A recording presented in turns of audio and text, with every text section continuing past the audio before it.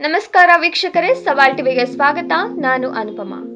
ಇಂದಿನ ರಾಜಕೀಯ ವಿಷಯ, ಜೆಡಿಎಸ್ಗೆ ಸಿಎಂ ಸ್ಥಾನ ಸಿಗಲ್ಲ.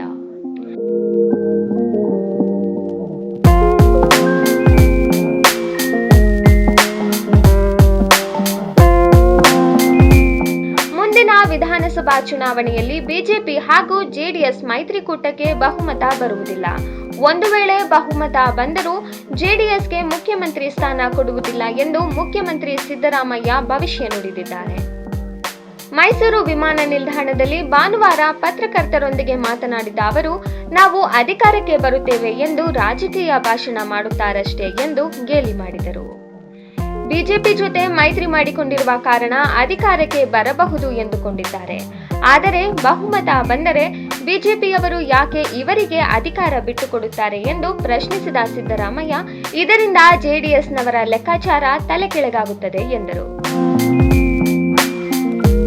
ನಾನು ಜೆಡಿಎಸ್ ರಾಜ್ಯಾಧ್ಯಕ್ಷನಾಗಿದ್ದಾಗ 54 ಸ್ಥಾನ ಬಂದಿತ್ತು.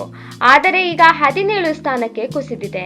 ಇಷ್ಟು ಕಡಿಮೆ ಸ್ಥಾನ ಪಡೆಯುವವರಿಗೆ ಅಧಿಕಾರ ಹೇಗೆ ಸಿಗುತ್ತದೆ ಎಂದು ಮರು ಪ್ರಶ್ನಿಸಿದ ಸಿದ್ದರಾಮಯ್ಯ ಅವರು, ಯಾರು ಏನೇ ಹೇಳಿದರೂ 2028ರ ಚುನಾವಣೆಯಲ್ಲೂ ಕಾಂಗ್ರೆಸ್ ಪಕ್ಷವೇ ಅಧಿಕಾರಕ್ಕೆ ಬರುತ್ತದೆ. ಇದರಲ್ಲಿ ಯಾವುದೇ ಸಂದೇಹ ಬೇಡ ಎಂದರು.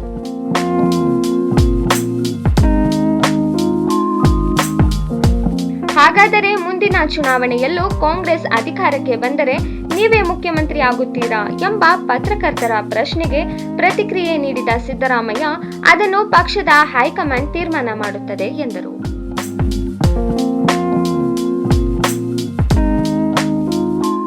ಇದೇ ತರ ಹೆಚ್ಚಿನ ವಿಡಿಯೋಗಳಿಗಾಗಿ ಸವಾಲ್ ಟಿವಿಯನ್ನು ಸಬ್ಸ್ಕ್ರೈಬ್ ಮಾಡಿ, ಲೈಕ್ ಮಾಡಿ, ಶೇರ್ ಮಾಡಿ, ಹಾಗೆ ನಿಮ್ಮ ಅನಿಸಿಕೆಗಳನ್ನ ಕಾಮೆಂಟ್ ಬಾಕ್ಸ್ ನಲ್ಲಿ ತಿಳಿಸಿ.